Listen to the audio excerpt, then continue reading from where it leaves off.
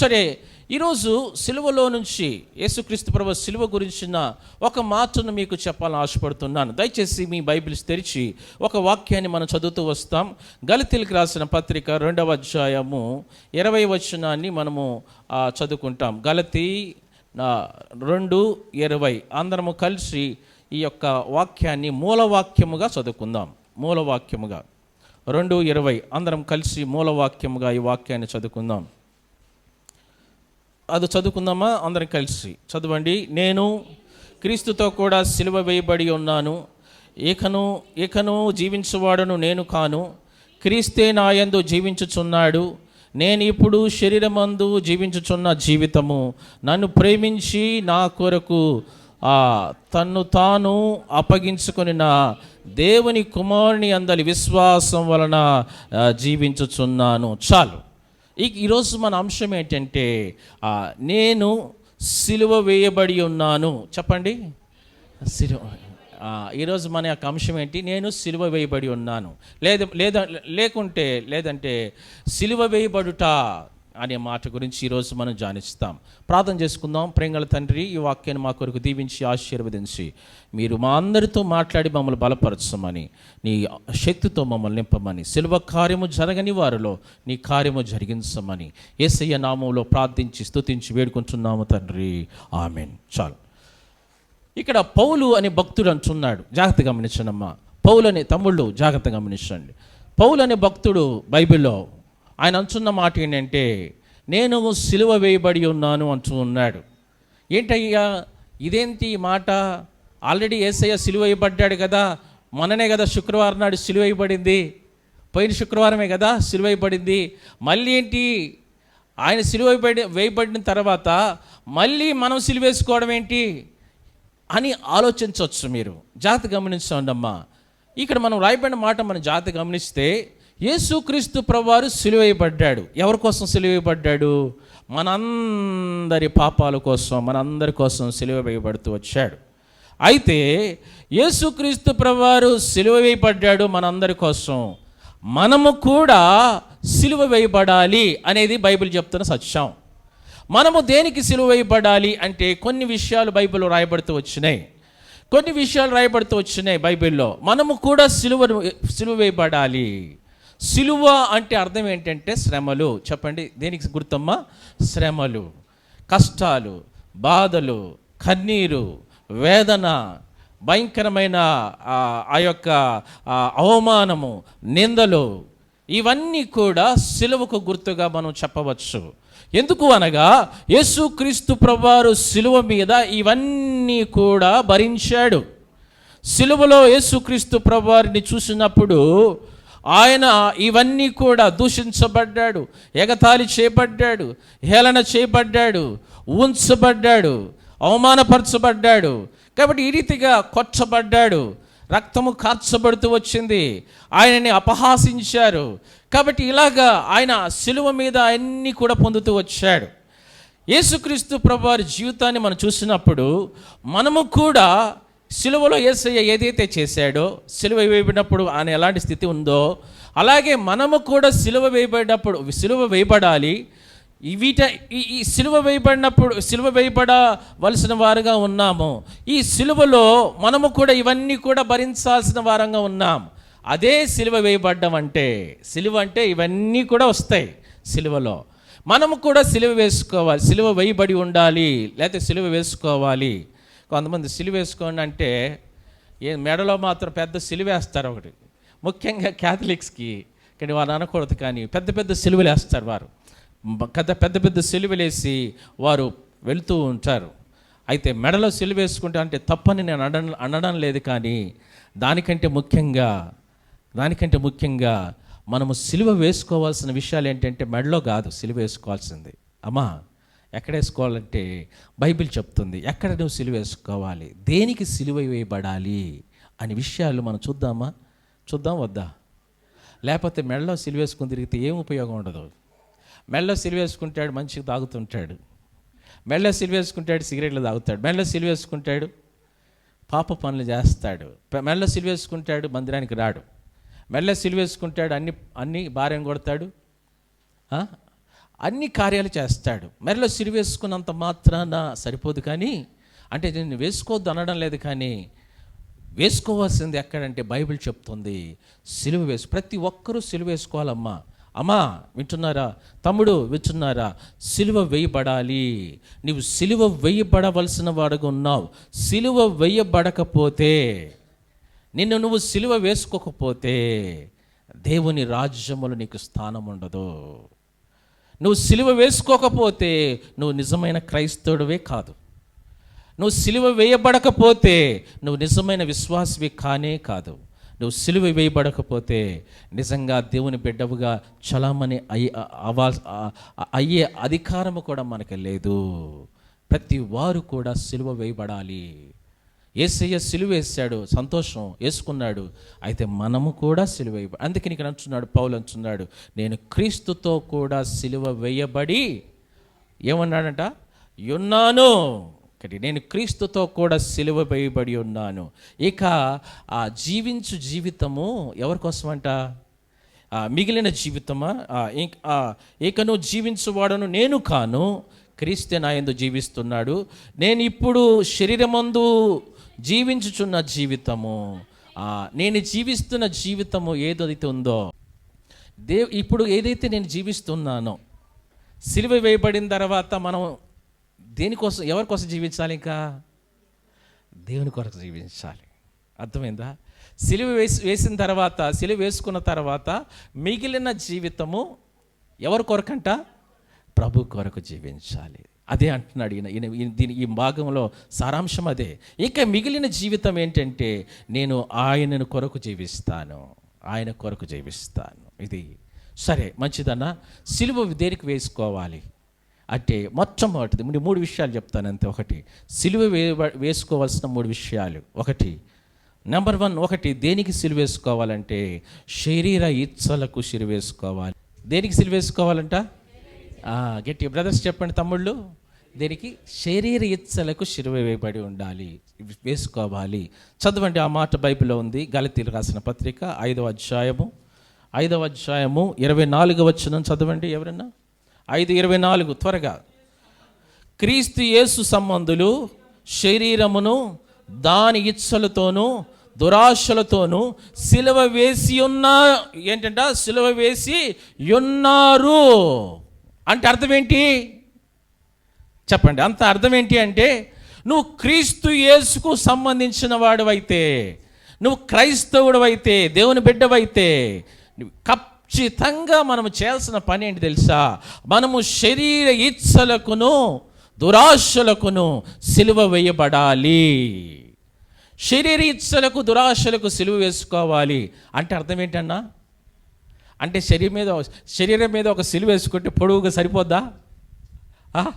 ఈ శరీర ఇచ్చలకంటే శరీరం మీద ఒక సిలువ వేసుకుంటే సరిపోద్దా? లేకపోతే సిలువను మోసుకుని సిలువను మోసుకుని వెళ్తే సరిపోద్దా? శరీరం మీద మోపుకొని అంటే కుదరదు. ఏంటంట? శరీర ఇచ్చలకును దురాశలకును సిలువ వేయబడాలి. శరీర ఇచ్చలు అంటే పైన ఒకటి మాట ఉంది, శరీర కార్యములకు కూడా. ఏంటిదమ్మా? శరీర కార్యములు. చదవండి. శరీర కార్యములు ఏమనగా ఏంటంట? 19వ వచనము. శరీర కార్యములు ఏమనగా జారత్వము సిలువ వేయబడాలి. ఆ తర్వాత అపవిత్రత సిలువ వేయబడాలి. కామకత్వం, కామానికి సంబంధించినవన్నీ కూడా. విగ్రహారాధన సిలువ వేసుకోవాలి. అభిచారము సిలువ వేయబడాలి. ద్వేషములకు సిలువ వేయబడాలి. కలహములకు సిలువ వేయబడాలి. మత్సరములు, క్రోధములు, కక్షలకు సిలువ వేయబడాలి. భేదాలకు సిలువ వేయబడాలి. విమతములు, అసూయలకు సిలువ వేయబడాలి. మత్తతులు, అల్లరితో కూడిన ఆటపాటలు. కాబట్టి వీటన్నిటిని కూడా చేయవారంట. ఇవేరంట, దేవుని రాజ్యముని స్వతంత్రించుకొన నేరరనే మీతో నిశ్చయముగా చెప్పుచున్నాను. అంటే వింటున్నారా జాగ్రత్తగా? శరీర కార్యములకు సిలువ వేయబడిన వారే దేవుని రాజ్యములో వారు స్థానము పొందుకున్నవారు. అంటే దేవుని రాజ్యములో వారు ఉంటారు. అమ్మా వినాలి, జాగ్రత్తగా వినాలి. శరీర కార్యములకు సిలువ వేయబడాలి. అప్పుడే మనము దేవుని రాజ్యంలో మనం ప్రభుతో పాటు ఉంటాం. అప్పుడే మనం దేవుని రాజ్యంలో మనం ఉంటాం. శరీర కార్యములు, శరీరం ఏం చేస్తుంది చెప్పండి అమ్మా? శరీరం ఏం చేస్తుంది? శరీరం ఏం చేస్తుందంటే ఈ పనికిమాల పనులన్నీ చేయిస్తుంది మనతో. శరీరము చూడగానే కామము సంబంధించిన కోరికలు, ఒక స్త్రీని మంచిగా ఉంటే ఆ స్త్రీని చూసి కామము కోరికలు కోరేటట్లుగా ఈ యొక్క శరీరం ప్రేరేపిస్తుంది. లేకపోతే ఒక మంచి కుటుంబం ఉంటే ఆ కుటుంబాన్ని ఎలాగ పాడు చేద్దామనే ఒక ఆలోచన శరీరంలో పుడుతూ ఉంటుంది. లేకపోతే ఏదైనా మోసాలు చేయాలనే ఆలోచన శరీరంలో పుడుతూ వస్తుంది. లేకపోతే నేను ఎలాగా పైకి రావాలి అని చెప్పి ఆశను వేరేగా పైకి రావడానికి కోసం ఆ శరీరాన్ని అమ్ముకున్నా పర్వాలేదు, నేను పైకి రావాలి అనే ఆశను శరీరంలో నుంచి పుట్టుకుంటూ వస్తుంది. అలాగా శరీరము ఇచ్చలు భయంకరంగా ఉంటాయి. కాబట్టి శరీరము మనల్ని ఏం చేస్తుందంటే మనకి ఎప్పుడు కూడా అయస్కాంతము ఈ యొక్క ఇనుములాగా ఆకర్షిస్తూ ఉంటుంది. శరీరం మనం ఎప్పుడు కూడా మంచిగా మనకి ఎప్పుడు చెప్పదు. శరీరములో నుంచి వచ్చేవన్నీ కూడా పనికిమాలినవే. కాబట్టి లోపల నుంచి వచ్చేవంతా కూడా ఏం చేస్తుందంటే మనల్ని ఏం చేస్తుంది? పాడు చేస్తున్నాయి. కాబట్టి అన్నీ కూడా ఇవన్నీ ఆలోచనలు అన్నీ కూడా కటి దురలవాట్లు కానీ, కటి వ్యసనాలు కానీ, లేకపోతే ఇవన్నీ కూడా లోపల నుంచి వచ్చి మనల్ని ఏం చేస్తున్నాయి అంటే పాడు చేసేస్తున్నాయి. అందుకని హృదయము లోపల నుంచి వచ్చినవే మనల్ని ఏం చేస్తున్నాయట? పాడు చేస్తున్నాయి. కాబట్టి ఇవన్నిటికీ మనం ఏం కావాలి? సిలువ వేయబడాలి. వీటన్నిటికీ మనం చనిపోయిన వాడుగా ఉండాలి. వీటన్నిటికీ మనం దూరంగా ఉండాలి. వీటన్నిటికీ మనం జయించిన వారుగా ఉండాలి. క్రీస్తు యేసు సంబంధులు శరీరము దాని ఇచ్చలతో కూడా సిలువేసేసుకున్నారు. ఫర్ ఎగ్జాంపుల్ నువ్వు కుటుంబం ఉంది, భార్యాభర్తలు కలిసి ఉంటున్నారు. ఎవరో ఒక అమ్మాయి నేను ప్రేరేపించింది ఏమని? పెళ్లి చేసుకోమని. అప్పుడేం చేస్తావు? శరీరం అంటుంది నీ భార్య కంటే ఈమె బాగుంది కదా, ఆ డబ్బున్నది, ఆమెను వదిలిపెట్టి ఈమెను చేసుకో అంటది శరీరం. అప్పుడేం చేస్తాం మనము? శరీరం మాట వింటావా? లోపల ఇంకో ఆత్మ ఉంటుంది. ఆత్మ అంటుంది అరే దుర్మార్గుడా, ఇదేంటి దుర్మార్గం ఆలోచనలు, నీ భార్య బిడ్డలు ఏమైపోతారా, అలాంటి పనులు ఏంటిరా పాపిస్తోడా అని చెప్పి ఏంటంటే మన ఆత్మ మనల్ని ఏం చేస్తుంది? గద్దిస్తుంది. అరే వద్దు, తప్పు, నీకు పిల్లలు ఉన్నారు, అలానే నీకు భార్య ఉంది, నేను నమ్ముకుంది నీ భార్య, పిల్లలు ఉన్నారు, అలా చేయకూడదు అని చెప్పి ఏం చేస్తుంది? మన ఆత్మ మనల్ని గద్దిస్తుంది. శరీరం అంటుంది ఏం పర్వాలేదులే, మెయింటైన్ చెయ్యి, ఇక్కడ ఒక ఫ్యామిలీ అక్కడ ఒక ఫ్యామిలీ, లేరండి ఇట్లాంటి వాళ్ళు ఉన్నారు, ఆమె తెలియకుండా ఈమె తెలియకుండా ఆమెని అలాగా మెయింటైన్ చేసేవారు కదా. శరీరం అంటుంది తాగు, నీకెందుకు అంటుంది. నువ్వు భార్యతో చెప్పింటావు నేను తాగనని చెప్పింటావు. నీ శరీరం అంటుంది నీకెందుకు, నువ్వు తాగు, పర్వాలేదు తాగేసేయి, ఫుల్గా తాగేసి వెళ్ళిపోయి ఇంటికి అంటుంది శరీరం. లోపల ఆత్మ అంటుంది అరే నీ భార్యతో చెప్పావు కదా ఇంకా నేను తాగనని, నేను మారిపోతానని చెప్పావు కదా, ఎందుకు తాగుతున్నావు అని చెప్పి ఆత్మ నిన్ను ప్రేరేపిస్తుంది. అయితే శరీరం ఏం చేస్తుంది? తాగమంటుంది. అర్థమైందా? సరే, మళ్ళీ ఏం చేస్తుంది శరీరం కార్యాలు ఏంటంటే వాళ్ళు చూడు ఎలా ఎదుగుతున్నారో, మంచి మోసాలు చేసి, నువ్వు చూడు ఎట్లా ఉన్నావో, నీకు ఒక కొంప లేదు, ఇల్లు లేదు, సరిగా అభివృద్ధి చెందలేదు, వారు చూడు ఎట్లగా, వారిలాగా మనం కూడా మోసం చేస్తే అయిపోతుంది, మోసాలు చెయ్యి అని చెప్పి శరీరం మనం ప్రేరేపిస్తుంది. ఆత్మ అంటుంది నువ్వు ఇలాగున్నా పర్వాలేదు, నీతిగా బ్రతుకయా అంటది ఆత్మ. చూడు ఆ అమ్మాయి చూడు శరీరాన్ని అమ్ముకొని ఎట్లయితే డెవలప్ అయిపోయిందో, ఆమె పాపిష్టి పనులు భర్త ఉండగా కూడా ఆమె వేరే దగ్గరికి వెళ్ళి ఆమె జీవితాన్ని పాడు చేసుకొని చక్కగా డెవలప్ అయిపోయింది. చూసావా ఎంత డెవలప్ అయిపోయిందో, నువ్వు కూడా అలాగే చెయ్యి, ఎంతకాలం ఇట్లా ఉంటావు అని చెప్పి శరీరం అంటుంది. ఆత్మ అంటుంది నువ్వు పేదరికంలో ఉన్న పర్వాలేదు కానీ పనికిమాల పనులు మాత్రం చేయబాక అంటుంది ఆత్మ.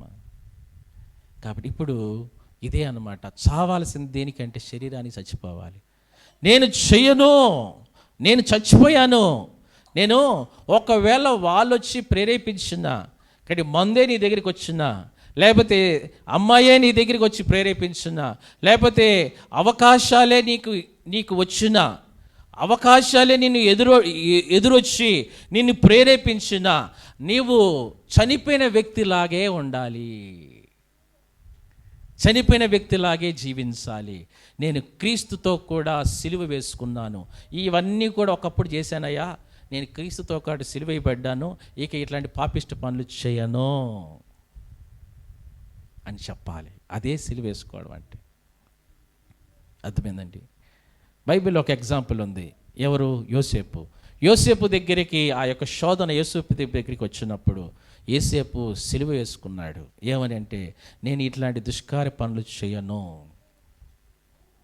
చెయ్యను ఇలాంటివి అని చెప్పి ఆయన ఒక చక్కటి తీర్మానం చేసుకున్నాడు. కనుక ఆ స్త్రీని కూడా తను తృణీకరించాడు. ఆ స్త్రీ దగ్గరికి వెళ్ళలేదు. తను సిలువ వేసుకున్నాడు. తన జీవితాన్ని సిలువ వేసుకుని నేను చేయను ఇలాంటి పనులు. ఈరోజు మన జీవితాల్లో సిలువ వేయబడ్డావమ్మా? సిలువ వేయబడ్డావా లేదా? కాబట్టి చాలామంది క్రైస్తవులు సిలువ వేసుకోవాలా, ఇంకా సిలువ వేయబడలా. రక్షించబడి కూడా చాలామంది క్రైస్తవులు సిలువ వేసుకోవాలా, ఇంకా సిలువ వేయబడలా.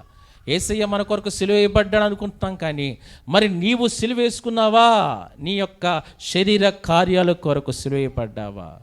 దురాశల కొరకు. దురాశలు కూడా వద్దు. ఇంకొక రెండో మాట ఏంటంటే దురాశల కొరకు. దురాశ అంట ఏం చేసిందంట? పరిపక్వమై పాపము కనగా పాపం పరిపక్వమై మరణం కనిందంట. దురాశలకు సిలువేసుకున్నావా? దురాశను అంటే ఆ దురాశ అంటే నీకు కాంతి ఆశించి కదా. ఆఖాను జీవితంలో మనం అదే చూస్తాం. ఆఖాను కూడా తనకు కాంతి ఆశించి తను ఎలాగ దురాశను పోయి తన జీవితాన్ని ఎలాగ పతనం చేసుకున్నాడో బైబిల్లో మనం చదువుతూ వస్తాం. ఈరోజు నీ జీవితాన్ని, నీ శరీరాన్ని నీ కంట్రోల్లో ఉందా లేదా? చాలామందికి శరీరం కంట్రోల్లో ఉండదండి. నోరు కంట్రోల్లో ఉండదు, శరీరం కంట్రోల్ ఉండదు, ఇక్కడ చూపులు కంట్రోల్లో ఉండవు, ఏది కంట్రోల్లో ఉండవు. ఏది పడితే అది మనం నోరులో అన్నట్టు అనేస్తాం, చూపులతో చూసేస్తాం, చేతులతో చేసేస్తాం, అన్నీ అయిపోతాయి. శరీరం మన కంట్రోల్లో ఉండదు. అంటే అర్థం ఏంటంటే సిలువ ఇవ్వలేదని అర్థం. నీ శరీరానికి నువ్వు సిలువ వేసుకోలేదని అంట. నీ కంట్రోల్లో నువ్వు లేవని అర్థం. ఈరోజు ఎంతమంది ఉన్నారు ఈరోజు క్రైస్తవులు? నిజంగా నువ్వు నిజమైన క్రైస్తవురాలు కాదు. అలాగైతే నేను నిజమైన క్రైస్తవును కాదు. అలాగుంటే మనము సిలువ వేసుకోవాలి. ఈ లోకంలో ఈ శరీరానికి దయచేసి సిలువ వేయబడాలి అని మాటను మనం చూస్తాం. దీనికి సంబంధించి చాలా రెఫరెన్స్లు ఉన్నాయి. కాబట్టి తీతుకు రాసిన పత్రికలో కూడా 2వ అధ్యాయం 12వ వచనము, అలానే రోమపత్రిక 6వ అధ్యాయం 12వ వచనంలో కూడా ఈ మాటలు రాయబడుతూ వచ్చినాయి. కాబట్టి ఈరోజు నేను కూడా సిలువ వేసుకోవాలమ్మా, సిలువ వేయబడాలి. ఇది మొట్టమొదటి దేనికి చెప్పండి? మొట్టమొదటి దేనికి సిలువ వేయబడాలి? శరీర కార్యాలకు సిలువ వేయబడాలి. నీ శరీరం ఏం చెప్తుందో అది వినబాకు, నీ ఆత్మ ఏం చెప్తుందో అది విను. నీ శరీరం ఎప్పుడు కూడా నిన్ను తప్పు ద్రోవ పట్టిస్తుంది. నిన్ను పాడు చేసేదే నీ శరీరము, నిన్ను పతనం చేసేది నీ శరీరము. నీ శరీరము ఒకరోజు నిన్ను నిత్య నాశనాన్ని తీసుకువెళ్తుంది, నరకానికి తీసుకువెళ్ళేది నీ శరీరం. నీ శరీరం చెప్పింది వినబాకు, కానీ నీలో ఉన్న ఆత్మ చెప్పినది విను. నీ ఆత్మ ద్వారా నడిపించబడాలి. నువ్వు ఆత్మ ద్వారా నడిపించబడితే శరీర కార్యములను చంపేస్తావు. నువ్వు దేని ద్వారా నడిపించబడతావో అది మనలో పనిచేస్తుంది. మనం ఆత్మ ద్వారా నడిపించబడితే శరీర కార్యములు చంపేస్తావు. శరీరం ద్వారా నడిపించబడితే ఆత్మ కార్యము చంపేస్తావు, ఆత్మను చంపేస్తావు. కాబట్టి ఈరోజు ఆత్మను చంపడం అంటే అర్థం ఏంటంటే ఆత్మ చనిపోదు, కానీ అంటే ఆత్మ ద్వారా నడిపించబడవని అర్థం. ఆత్మ ద్వారా నడిపించబడవు. కాబట్టి ఈరోజు మనం దేనికి విలువిస్తే, దేనికి మనం ప్రాధాన్యత ఇస్తే అది మనలో పనిచేస్తుంది. ఈరోజు మన చేతిలో ఉంది. కాబట్టి ప్రభువా, ఈరోజు అడుగుదామా, ప్రభువా నేను శరీరాన్ని నిజంగా శరీరము దాని ఇచ్చలకు దురాశలకు నేను సిలువ వేసుకుంటానయ్యా. ఈరోజు అయ్యా నేను సిలువ వేసుకుంటాను. ఇంక నుంచి శరీరం చెప్పినట్టు విననయ్యా, చేయనయ్యా అని చెప్పి మనం అడగాలి, ప్రభుని కోరుకోవాలి. ఈరోజు మనము టీవీలో పేపర్లో చూసే న్యూస్ అంతా కూడా ఎవరు తెలిసే వాళ్ళంతా శరీర కోరికలు తీసుకోవడానికి వెళ్ళిన వాళ్ళే ఏమైపోయారండి? ఎన్కౌంటర్లు అయిపోయారు. ఏమైపోయారండి? జైలు పాలు అయిపోయారు. ఏమైపోయారండి? ఈరోజు భయంకరమైన స్థితిలో వారు ఉన్నారు. కారణం ఏంటంటే శరీరము అనుకోరు. శరీరం అరే దొంగతనం చేయరా డెవలప్ అయిపోతావు, శరీరం అమ్మాయిని పాడు చేయరా డెవలప్ అయిపోతావు, పాడు చేశారు. ఏమైపోయింది? అరే శరీరం అంటుంది, అరే ఇట్లా ఇక్కడ ఎవరైనా హత్య చేయరా అని హత్య చేసేసారు. ఇలాంటి పనులు చేసే కదా వారు ఈరోజు పేపర్లో కానీ టీవీలో కానీ చూస్తున్న వారందరూ కూడా ఇట్లాంటి వాళ్ళే. శరీరాన్ని జయించని వారు, సిలువ వేయబడని వారు. ఈరోజు నువ్వు క్రీస్తుని అంగీకరించి కూడా నువ్వు సిలువ వేసుకోకపోతే అయ్యో, ఈరోజన్నా సిలువ వేసుకోవాలి. ఇక్కడ ఇది మొట్టమొదటిగా చూస్తున్న మాట. నెంబర్ 2, రెండోదిగా దేనికి సిలువ వేయబడాలి అంటే నెంబర్ 2 లోకానికి సిలువ వేయబడాలి. చెప్పండి దేనికి? అమ్మా చెప్పండి తమ్ముళ్ళు, దేనికి? లోకానికి సిలువ వేయబడాలి. చదవండి, ఈ మాట నేను చూపిస్తూ వస్తాను. గలతీయులకు రాసిన పత్రిక 6వ అధ్యాయము, గలతీయులకు రాసిన పత్రిక 6వ అధ్యాయము 14వ వచనం చదవండి. అయితే మన ప్రభువైన యేసు క్రీస్తు సిలువ యందు తప్ప మరి దేని యందును అతిశయించుట నాకు దూరమవునుగాక. దాని వలన నాకు లోకమునకు నేనును సిలువ వేయబడి ఉన్నాము. చాలు. రెండోదిగా పౌలు చెప్తున్న మాట ఏంటంటే, నేను సిలువ వేయబడి ఉన్నాను. దేనికి అంటే లోకానికి సిలువ వేయబడి ఉన్నాను. ఒకటి, మన శరీరానికి మనం సిలువ వేసుకోవాలి. నెంబర్ 2, రెండోది లోకానికి సిలువ వేయబడాలి. అమ్మా వింటున్నారా? లోకానికి సిలువ వేయబడిన వారుగా ఉండాలి. లోకము అనగా ఏంటి అంటే, లోకంలో ప్రాముఖ్యంగా 3 ఉంటాయంట. 1వ యోహాను పత్రికలో 2వ అధ్యాయము 15-16 వచనాల ప్రకారంగా లోకంలో ఏముంటుందంటే, ఒకటి శరీరాశ, ఇంతకుముందు చెప్పినట్టుగా ఇది కూడా లోకంలో ఉండేది. రెండోది ఏంటంట నేత్రాశ. మూడోది ఏంటంటే జీవపుడమం. ఈ 3 కూడా లోకంలో ఉంటాయి. అయితే ఇంకొక మాట ఏంటంటే చూడండి, ఇవన్నీ కూడా 16వ వచనంలో రాయబడిన మాట చూస్తే, ఇది తండ్రి వలన కలిగినవి కావు అని బైబిల్లో రాయబడింది. అవునా లేదా? కింద చదవండి. ఇది లోక సంబంధమైనవే, ఇది తండ్రి వలన కలిగినవి కావు కదా. ఇది తండ్రి వలన కలిగినవి కావు. కొంతమంది ప్రశ్న ఏంటంటే, ఈ లోకాన్ని దేవుడే సృష్టించాడు కదా, ఈ లోకంలో ఉన్నవన్నీ కూడా దేవుడే పెట్టాడు కదా, మరి ఈ లోకంలో ఉన్నదాన్ని దేవుడే పెట్టినప్పుడు ఈ లోకంలో ఉన్నదాన్ని అనుభవించితే తప్పేంటి? ఈ లోకంలో ఉన్నదాన్ని కూడా మనము చేస్తే తప్పేంటి అని ఆర్గ్యుమెంట్ చేసేవారు కూడా లేకపోలేదు. అయితే క్లియర్గా రాయబడుతూ వచ్చింది, ఇవన్నీ కూడా ఏంటంట, ఇక్కడ అన్నీ కూడా, ఇదన్నీ కూడా ఈ లోక సంబంధమైనవన్నీ కూడా తండ్రి ఏం చేశాడంట? తండ్రి, చదవండి క్లియర్గా ఏముంది అక్కడ, తండ్రి వలన పుట్టినవి కావు, అవి లోక సంబంధమైనవే. అంటే తండ్రి వలన పుట్టినవి కావు ఇవన్నీ కూడా. ఏవన్నీ? లోకంలో ఉన్నవన్నీ కూడా తండ్రి వలన పుట్టినవి కావు. అంటే దేవుడు వలన పుట్టినవి కావు ఇవన్నీ కూడా. మానవుడు పుట్టించుకున్నాడు ఇవన్నీ కూడా. దేవుడి వలన కలిగినవి కావు, మానవుడే చేసుకున్నాడు ఇవన్నీ కూడా. కాబట్టి తండ్రి వలన కలిగినవి కావు. అయితే ఇవన్నీ కూడా లోక సంబంధమైనవే. లోకము దాని ఆశలు గతించిపోవును, కానీ దేవుని చిత్తం నెరవేర్చువాడు నిరంతరము నిలుచును. కాబట్టి ఈరోజు మనము దేనికి సిలువ వేయబడాలంటే లోకానికి సిలువ. లోకము చాలా ఆకర్షిస్తుంది మనల్ని, లోకము చాలా ఆకర్షిస్తుంది. ఇంతకుముందు చెప్పినట్లుగానే ఇనుమును అయస్కాంతం ఎలాగైతే ఆకర్షిస్తుందో అలాగా మనల్ని లోకం ఏం చేస్తుందమ్మా? ఆకర్షించేస్తుంది. చక్కగా మనల్ని ఆకర్షిస్తుంది, చక్కగా మనల్ని తన వశంలోకి లాగేసుకుంటుంది లోకం. లోకంలో చాలా అట్రాక్షన్స్ ఉన్నాయి, భయంకరమైన అట్రాక్షన్స్ ఉన్నాయి. లోకంలో మనం ఈజీగా పడిపోవడానికి అవకాశాలు ఉన్నాయి. లోకం అలాగా మనల్ని చేస్తుంది. అయితే మనము ఈ లోకానికి సంబంధించిన వారము కాదు. ఈ లోకంలో జీవించినప్పటికీ కూడా మనము ఏ లోకానికి సంబంధించిన వారం తెలుసా? పరలోకానికి సంబంధించిన వారు. అమ్మా ఏ లోకానికి? తమ్ముడు ఏ లోకానికి? పరలోకానికి సంబంధించిన వారు. అందుకని అబ్రహాము జీవితంలో అదే చూస్తాం. అబ్రహాము నిలవరమైన పట్టణము ఇక్కడ లేదు. కాబట్టి ఏందంట, ఇక్కడ ఉండబోయే దాని కొరకు ఎదురు చూస్తూ అబ్రహాము జీవించాడు. ఏది ఆ పట్టణము? పరలోక పట్టణము. ఆయన అందుకని ఈ లోకంలో బాగా ధనవంతుడు, కోటీశ్వరుడు అబ్రహాము. చాలా ఆస్తి ఉంది, అంతస్తులున్నాయి. అయినప్పుడు కూడా ఆయన ఎప్పుడు కూడా గొర్రెలు ఇవన్నీ కూడా చాలా ఉన్నాయి, చాలా ధనవంతుడు. అయినప్పుడు కూడా తన గుడారాల్లోనే నివసిస్తూ తను పర సంబంధమైన వాటి గురించి దృష్టి కలిగి జీవించాడు. ఈ లోకంలో మనకి ఎంత ఉన్నా ఒకరోజు పోతాయండి. జాగ్రత్తగా గమనించి తమ్ముళ్ళు, ఈ లోకంలో మనకేమున్నా అంతా వెళ్ళిపోతుంది, ఏదీ ఉండదు, మనతో ఏదీ రాదు, అంత గాలి మూట. తర్వాత ఇది మనసుకు తట్టిన మాట అనుకుంటా. కాబట్టి చక్కటి పాట ఉంది కదా.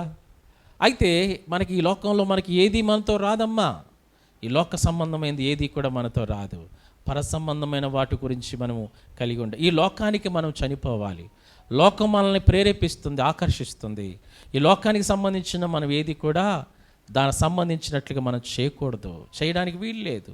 లోక సంబంధమైన వాటికి ఆ యొక్క దాని నుంచి మనం బయటికి రావాలి. లోకము దాని ఆశలన్నీ కూడా గతించిపోతాయి. ఒకరోజు ఈ లోకమే పోతుంది.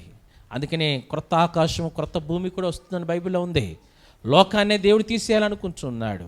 లోకం అంట పాపముతో నిండిపోయింది. లోకంలో పాపమే ఏలుతుంది. అంతా కూడా పాపమే రాజ్యం ఏలుతుంది. ఈ పాపపు లోకములో మన జీవితంలో పరిశుద్ధంగా జీవించాలి. ఈ పాపపు లోకంలో మనము ఈ పాపానికి సిలువ వేసుకోవాలి, చంపుకోవాలి. పాపము జోలికి పోకుండా, ఇక్కడ ఈ యొక్క లోకము జోలికి పోకుండా మనము సిలువేసుకొని మనం జీవించాలి. ఇది రెండోదిగా చూస్తున్న మాట. నెంబర్ 2, రెండోది నేను ముగిచ్చేస్తా త్వరగా, ఎందుకంటే మీకు ఎండ ఎక్కువగా ఉంది. మూడోదిగా మనం చూస్తే దేనికి సిలువ వేయబడాలి అంటే, మూడోదిగా చూడండి, ఇక్కడ రోమపత్రిక 6:6లో రాయబడిన మాట చూస్తే ప్రాచీన స్వభావానికి మనం సిలువ వేసుకోవాలి. ఏ స్వభావం అంట? ప్రాచీన స్వభావం. చూడండి రోమపత్రిక 6:6లో ఏమనగా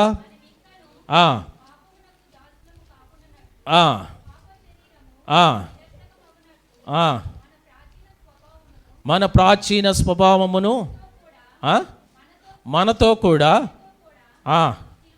సిలువ వేయవలెను. కాబట్టి ఇక్కడ రాయబడిన మాట చూస్తే మూడవ మాట, మొట్టమొదటి మాట చెప్పండి.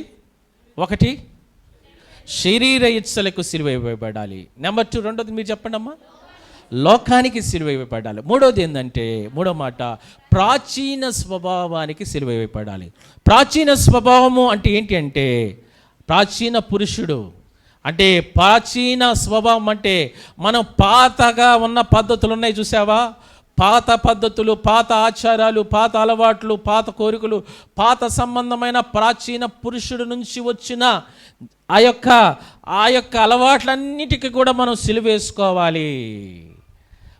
వాటన్నిటికీ కూడా మనం సిలువ వేయబడిన వారుగా ఉంటూ రావాలి. ఈ ప్రాచీన పురుషుడు ఈ యొక్క ప్రాచీన పురుషుడికి మనం సిలువ. అందుకని కొలసీలకు రాసిన పత్రికలో కూడా చూస్తూ వస్తే ప్రాచీన స్వభావము ఏం చేయాలంట? పరిత్యజించి అని మాట ఉంటుంది చూడండి. కొలసీలకు రాసిన పత్రిక 3వ అధ్యాయం 9వ వచనంలో అదే మాట ఉంటుంది. త్వరగా చదవండి.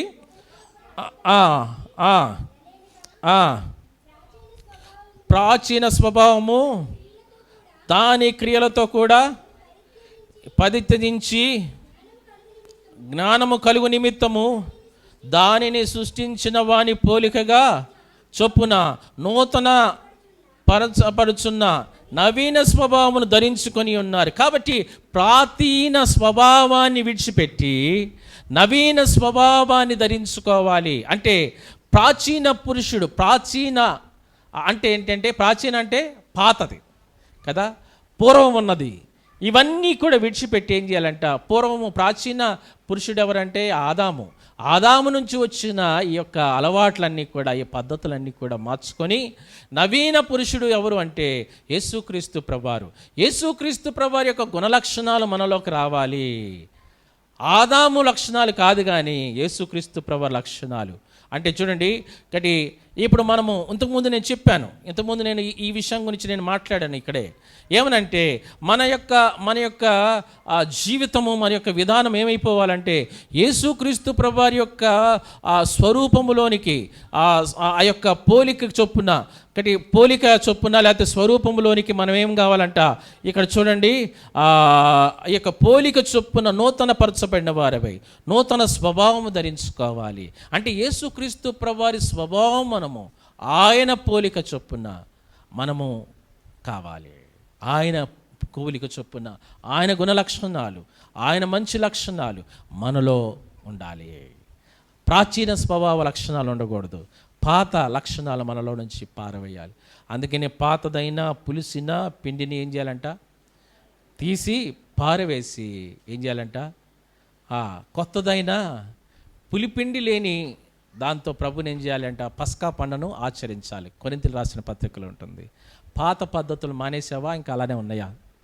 ఏమ్మా, కొంతమంది రక్షించబడి బాప్తిసం తీసుకొని కూడా ఇంకా కొన్ని ఆచారాల్లో ఉంటారు, ఇంకా కొన్ని అలవాట్లు ఇంకా చేస్తారు, ఇంకా కొన్ని పద్ధతుల్లో ఉంటారు. రక్షించబడకపోతే అది వేరే విషయం. రక్షించబడి ప్రభుని అంగీకరించి బాప్తిసం తీసుకొని ఇంకా ఆచారాలు, పద్ధతులు ఇంకా ఇవన్నిటిలో కూడా మనము ప్రాచీన పురుషునికి సంబంధించిన వాటిని మనం చేసేవారుగా ఉండకూడదు. ఇది బైబిల్ చెప్తున్న సత్యం మనకి. కాబట్టి ఆ యొక్క ఆచారాలు పద్ధతులు మనం కలిగిన వారుగా ఉన్నామా? ఒకవేళ అలాంటిది ఏదైనా ఉంటే ప్రభు దగ్గర, ప్రభా దానికి సిలువ వేసుకోవాలి అయ్యా, నేను సిలువ వేయబడి ఉన్నాను, నేను సిలువ వేసుకున్నానయ్యా, ఇంకా నేను చేయను ఈ పద్ధతులు, ఈ ఆచారాలు చేయను, ఈ అలవాట్లు నేను చేయనయ్యా, ఈ పద్ధతుల ద్వారా నేను ఎంతో ఇవన్నీ విడిచిపెట్టేశానయ్యా, ఇవన్నీ కూడా నాకు ఏం మేలు చేయలేదయ్యా, ఇవన్నీ నాకు ఏమీ కూడా నాకు ఉపయోగకరంగా లేవు, అన్నీ విడిచిపెట్టేశాను. ఇక్కడ ప్రాచీన పద్ధతులను విడిచిపెట్టాలి. ఇక్కడ కొన్నిసార్లు కొంతమంది చనిపోయినప్పుడు ఒకవేళ కానీ మొన్న ఒకసారి ఒక దగ్గరికి వెళ్ళాం మేము. ఆమె దేవుని నమ్ముకుంది, రక్షించబడింది, బాప్తిసం కూడా తీసుకుంది, వెళ్ళాము.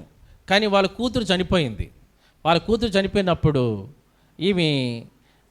ఈ దేవుని నమ్ముకుంది, వాళ్ళ కూతురు కూడా దేవుని నమ్ముకుంది. ఏ సమాధి చేయాలి చెప్పండి? ఏ సమాధి చేయాలి చెప్పండి? ఆ కూతురు దేవుని నమ్ముకుంది, ఆ తల్లి దేవుని నమ్ముకుంది, వాళ్ళ భర్త మాత్రం దేవుని నమ్ముకోలేదు. ఇప్పుడు ఏ సమాధి చేయాలి అంటే, ఒకవేళ నిజమైన క్రైస్తవురాలైతే, నిజమైన ఇదైతే ఏం చేయాలి? ఏమైనా కావచ్చు గాక, ఎందుకంటే నా కూతురు దేవుని నమ్ముకుంది, నేను దేవుని నమ్ముకున్నాను, కాబట్టి ఏం చేయాలి? క్రైస్తవ సంబంధించినట్లుగా భూస్థాపన కార్యక్రమమే చేయాలి. కానీ ఆమె చేయలేదు. ఎందుకు వదిలేసింది? ఏమనంటే, అన్న ఏంటక్క మరి ఏంటి కార్యక్రమం ఎలా చేస్తున్నారంటే, ఏమోలే అన్న, పోనీలే అన్న, ఇంకా వాళ్ళు ఇష్టం అంటే చేసుకొనిలే అన్న అని అంటుంది. అది కరెక్టా? కరెక్ట్ కాదు. ఎందుకు? నీ కూతురు దేవుని నమ్ముకుంది, రక్షించబడింది.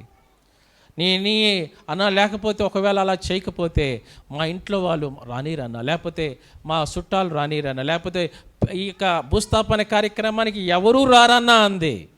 లాస్ట్కి జరిగింది ఏం తెలుసా? ఆమె ఆ యొక్క దినం పెట్టుకుంటే, ఆ రోజు కూడికకి ఏర్పాటు చేస్తే, వాక్యం చెప్పడానికి పిలిస్తే ఒక్కడు రాలా ఆమె దగ్గరికి. మరి సమాధి అలాగే చేసావుగా వాళ్ళు చెప్పినట్లే. మరి వాళ్ళు చెప్పినట్టు చేసినప్పుడు నువ్వు పిలిస్తే ఎందుకు రాలేదంటే రాలేదు వారు. ఎప్పుడైతే మనము దేవుని కోసం నిలబడతామో అప్పుడే ఏమవుతుంది తెలుసా? దేవుడు వారందరినీ కూడా రక్షించేవాడికి ఉంటాడు, వారందరినీ కూడా మన వైపు తిప్పుతాడు ఏదో ఒక రోజు. కానీ నువ్వు వాళ్ళ దగ్గరికి వెళ్ళిపోయావు అనుకో, అప్పుడేమవుతుంది తెలుసా? దేవుడు వారిని కూడా నీకు దూరం చేస్తాడు. లాస్ట్కి ఏమంటుంది తెలుసా? మాకు అన్న తప్ప ఇంకెవరు లేరంటుంది. ఎప్పుడు? అప్పుడు ఎవరు, అందరు చుట్టాలందరూ ఎవరు రాకపోతే అప్పుడు మాకు ఎవరు లేరు, ఇంకా అన్న అక్క తప్ప మాకు వాళ్ళే ఆత్మీయులు అంత ఇది అది అంటుంది. అవన్నీ పై మాటలే కదా. నువ్వేం చేసావు? ఫస్ట్ చేయాల్సిన పని చేయలేదు. ఒక ఊరిలో ఒక తమ్ముడు ఉన్నాడు. ఆ తమ్ముడు దేవుని నమ్ముకున్నాడు. ఆయన కులము కూడా వేరే కులము. అయితే మృదురాజులు ఏదంటారు కదా, మృదురాజులు కులము. అయితే వాళ్ళ నాన్న రక్షించబడలా. చూడండి ఎట్లుంది. వాళ్ళ నాన్న రక్షించబడలేదు, కానీ వాళ్ళ అమ్మ రక్షించబడింది. వాళ్ళ తమ్ముడు అబ్బాయి రక్షించబడ్డాడు. అయితే రక్షించబడ్డాడు. వాళ్ళ నాన్న మాత్రం రక్షించబడి లాస్ట్లో యేసుక్రీస్తు ప్రభువాన్ని వాళ్ళ నాన్న సొంత రక్షకుడిగా అంగీకరించాడు. లాస్ట్లో అంటే ఇంకా చనిపోక ముందు యేసుక్రీస్తు ప్రభువాన్ని అంగీకరించాడు, యేసుక్రీస్తు ప్రభువాన్ని చేర్చుకున్నాడు. అప్పుడు ఈ అబ్బాయి ఏం చేశాడు తెలుసా? ఆ ఊరోళ్ళంతా వచ్చారు. వచ్చి రేయ్ ఎలా చేస్తావు, మీ నాన్ననే చనిపోయాడు, ఆయన ఎలా చేస్తావు ఈ సమాధి అని అడిగారు. అయితే ఆ అబ్బాయి అన్నాడు, ఇంకా అప్పటికి పెళ్ళిగా ఆ అబ్బాయి అన్నాడు, నేను మా నాన్న ఆఖరిలో మా నాన్న దేవుని నమ్ముకున్నాడు, దేవుని మాటలు విన్నాడు, రక్షించబడ్డాడు, ఎట్టి పరిస్థితుల్లో నేను క్రైస్తవ దానికి చేస్తానని చెప్పాడు. ఆ ఊరోళ్ళంతా అన్నారు, మేమందరం ఎవరూ రాము నీ దగ్గరికి అంటే, మీరు రాకపోయినా పర్వాలేదు, మీతో సంబంధం లేదు ఇంకా అంటే సంబంధం లేకపోయినా పర్వాలేదు, అయితే మీ పెళ్ళిళ్ళకి రాము, మీ బర్త్డేకి రాము, ఏమి రాకపోయినా నేను మాత్రం నా దేవుని కోసం నిలబడతాను, నా దేవుని కొరకు నేను నిలబడతాను. ఒకప్పుడు నేను ఆచారాలు చేశాను, అలవాట్లు చేశాను, అన్నీ కూడా చేశాను. నాలో పాత పురుషునికి నేను సిలువ వేసి పడుకున్నాను, పాత సంబంధమైనవన్నీ కూడా నేను చంపేశాను, అయిపోయింది. అయితే నేను ఇంక వెళ్ళి ఒకడే కొడుకు, ఆయన ఏం చేయాలి? అది పెట్టాలి. ఏది ఇది పెడతారు కదా, అయితే నేను రాను, అట్లా నేను సమాధి చేయను అని చెప్పాడు. ఊర్లో ఎవరూ రాలేదండి, ఎవరూ రాలే ఊర్లో నుంచి. కేవలము సంఘస్థులు మాత్రం వెళ్ళి భూస్థాపన కార్యక్రమం చేశాము.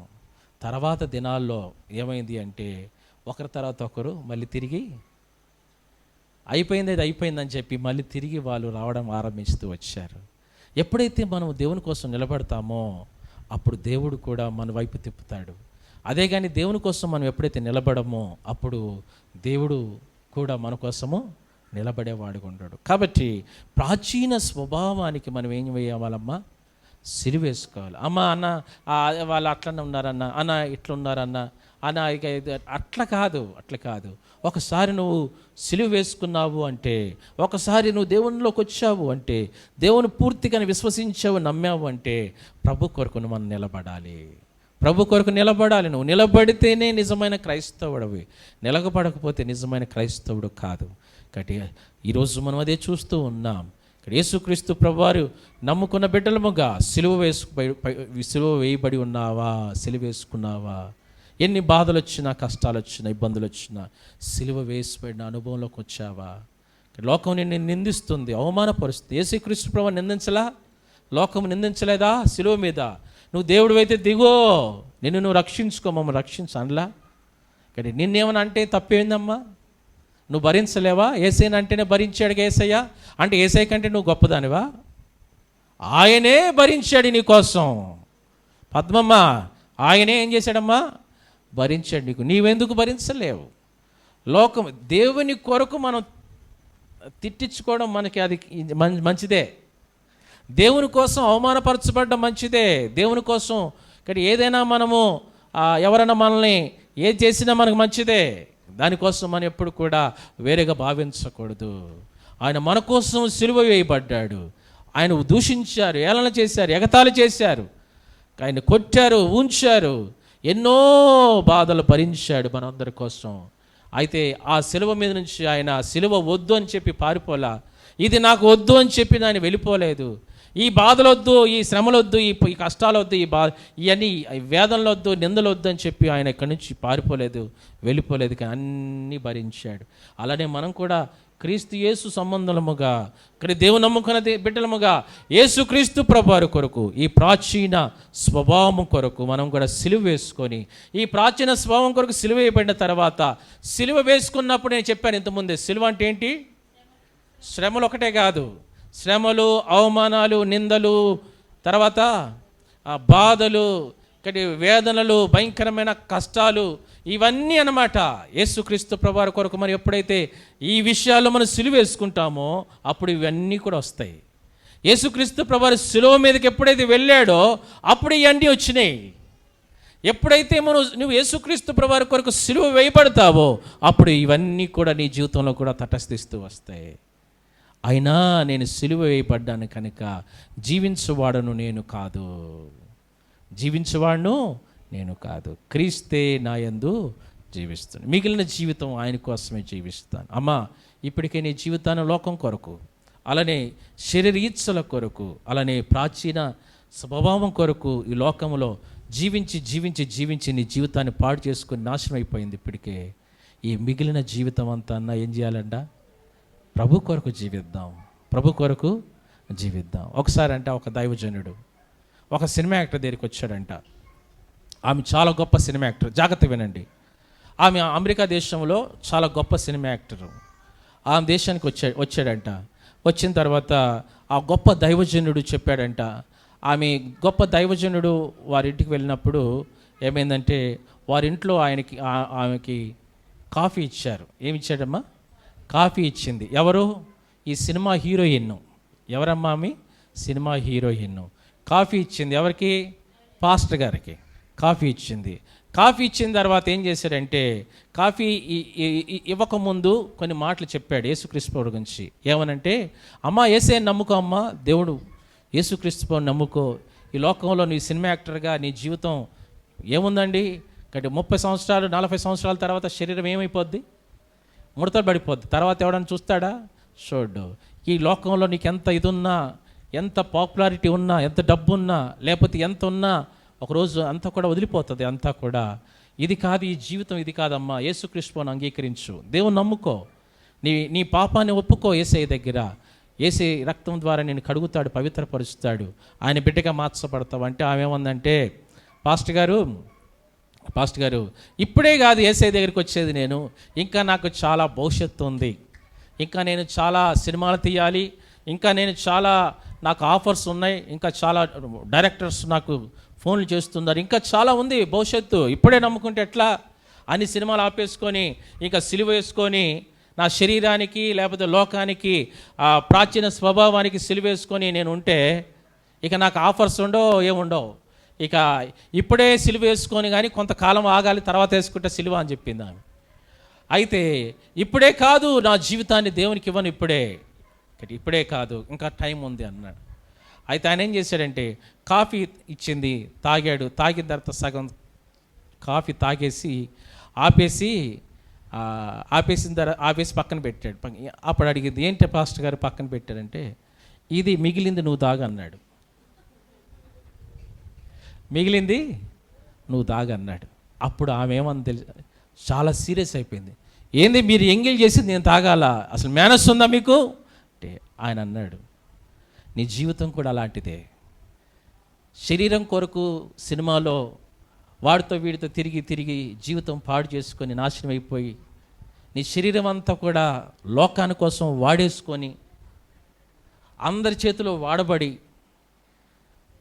జీవితం అంతా కూడా డ్రగ్స్కి అలవాటు పడి తాగుడికి అలవాటు పడి అంత నీ జీవితం అంతా పాడైపోయిన తర్వాత దేవుని దగ్గరికి వస్తే దేవుడు నీ ఎంగిలి జీవితాన్ని దేవుడు అంగీకరిస్తాడా అని అడిగాడు. అప్పుడు ఆమె నోరు తెరవలా ఇంకా. అవును కదా, మన ఎంగిలి బ్రతుకు మనకు అవసరమా, దేవునికి అవసరమా?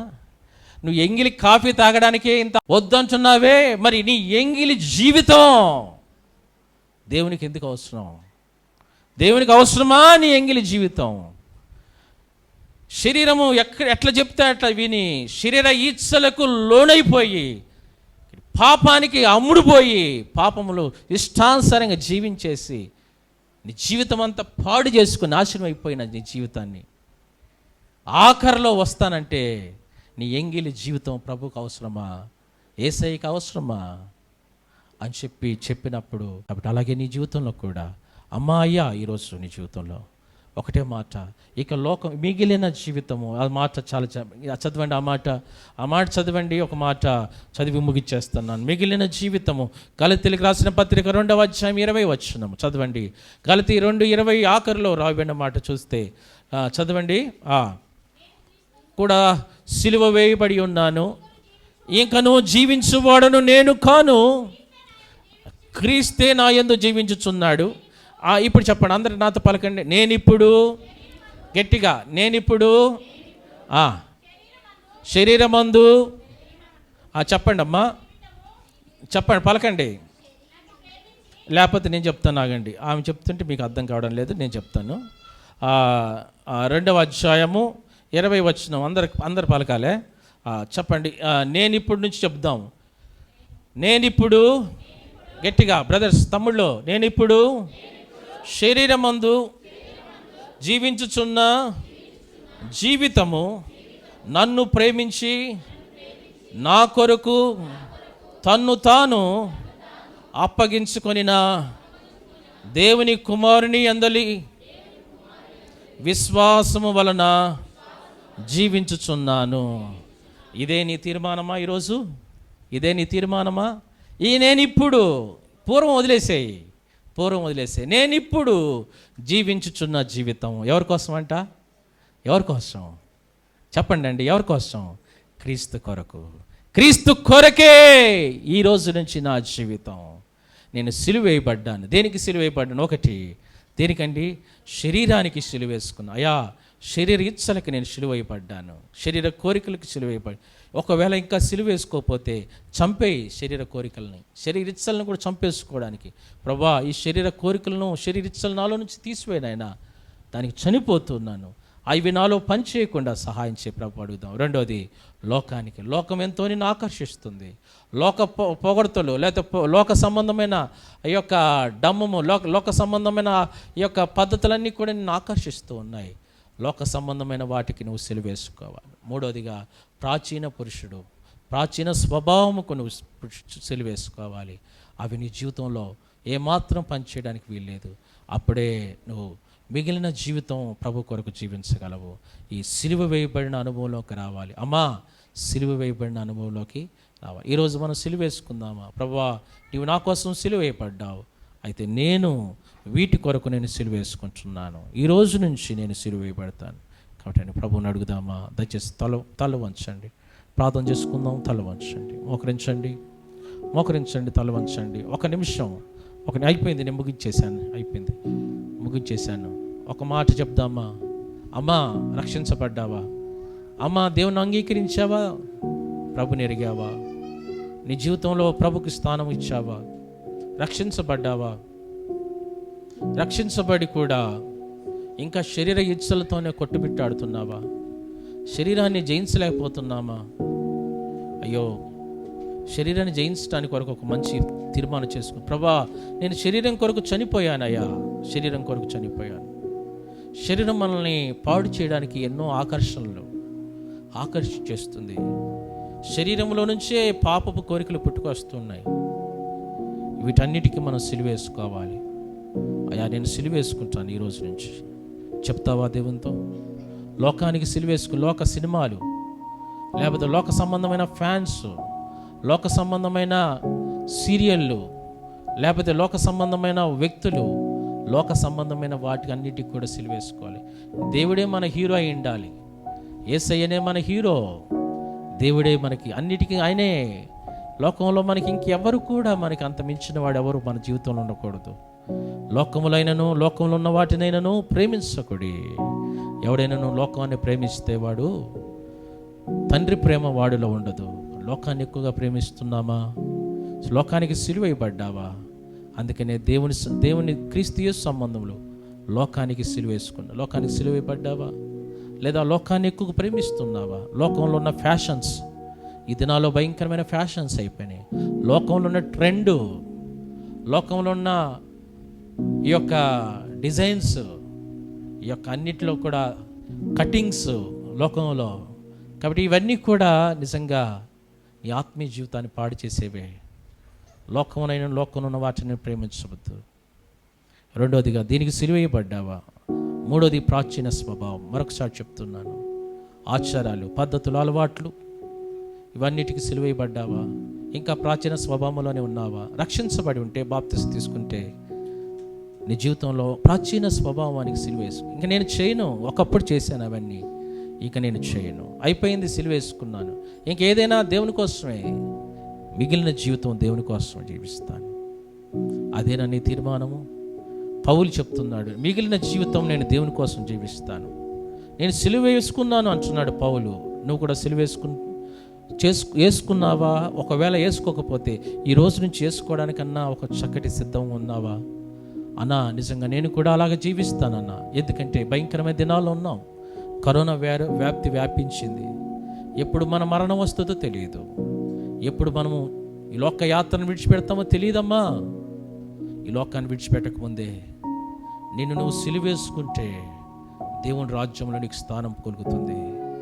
నువ్వు సిలువేసుకొని ఈ లోకంలో ప్రభు కొరకు జీవించడానికి ఓ చక్కటి తీర్మానం చేసుకుంటావా ఈరోజన్నా? చాలాసార్లు వాక్యాన్ని విన్నావు, మామూలే అనుకోకుండా ఈరోజు నీ వాక్యం చేత దేవుడు నీతో మాట్లాడి ఉంటే చేతి చూపించి మీ కొరకు ప్రార్థన చేస్తాను. ఎవరైనప్పుడు కూడా నా కోసం ప్రార్థన చేయండి అన్నవారు చేతి చూపించండి, ప్రార్థన చేస్తాను. ప్రేమగల తండ్రి, కృపగల దేవా, స్తోత్రాలు, వందనాలు చెల్లిస్తూ ఉన్నాం. నీ ఘనమైన నామాన్ని బట్టి స్తోత్రాలు. అవును, మేము సిలువ వేయబడాలయ్యా. మేము ఎన్నోసార్లు సిలువ వేయబడలేదని ఒప్పుకొనిచున్నాం. రక్షించబడిన తర్వాత మా జీవితాల్లో రక్షణ పొందాము, కానీ సిలువ వేయబడాల్సిన విషయాల్లో మేము సిలువ వేయబడలేదు. నా మట్టుకు నన్ను క్షమించండి, మా మట్టుకు మమ్మల్ని క్షమించు నాయన. శరీరానికి సిలువ వేయబడలేదు, లోకానికి సిలువ వేయబడలేదు, ప్రాచీన స్వభావముకి సిలువ వేయబడలేదయ్యా. అప్పుడప్పుడు శరీరము కోరికలు మాలో నుంచి పుట్టుకొని వస్తున్నాయి, అప్పుడప్పుడు లోక సంబంధమైన ట్రెండ్స్ మాలో నుంచి పుట్టుకొని వస్తున్నాయి, అప్పుడప్పుడు ప్రాచీన స్వభావం మాలో నుంచి పుట్టుకొని వస్తుంది. దాన్ని మేము జయించలేకపోతున్నాం. అయ్యా, మాకు విడుదల దయచేయవా, సిలువ వేసుకునేటట్లుగా మాకు కృప చూపించవా. సిలువ మీద మీరు ఎన్ని అవమానాలు పొందారు, అయినా మీరు సిలువను దిగలేదు, భరించారు. అయ్యా, మేము కూడా ఈ పరిస్థితులను బట్టి అయ్యా, మేము సిలువ వేయబడాల్సిన మేము సిలువ వేయబడడానికి సిద్ధంగా లేకుండా ఉన్నాం. కొన్నిసార్లు మేము సిలువ వేసుకున్నప్పుడు కూడా మళ్ళీ తిరిగి మాలో నుంచి అవన్నీ పుట్టుకొని వస్తున్నాయి. క్షమించు నాయన. అయ్యా, మరలా ఒకసారి మేము సిలువ వేయబడిన తర్వాత మాలో నుంచి ఈ లక్షణాలను పుట్టుకొని వస్తే మరలా మిమ్మల్ని సిలువేసినట్లే, మరలా నిన్ను సిలువేసి నేను గాయపరిచినట్లే. అలాంటి స్థితి మాకు లేకుండా సహాయం చేయి ప్రభువా. ఈ లోకంలో మిగిలిన జీవితం నీ కోసం జీవించి నేను గణపరిచేవారుగా మమ్మల్ని తీర్చమని ఈరోజు నీ బిడ్డల వాక్యం విన్న వారందరి మీద నీ కృపను కోరుకుంటూ, నీ దీవెనలు కోరుకుంటూ స్తోత్రాలు చెల్లిస్తూ యేసయ్య నామములో ప్రార్థించి స్తుతించి వేడుకుంటున్నాము తండ్రి.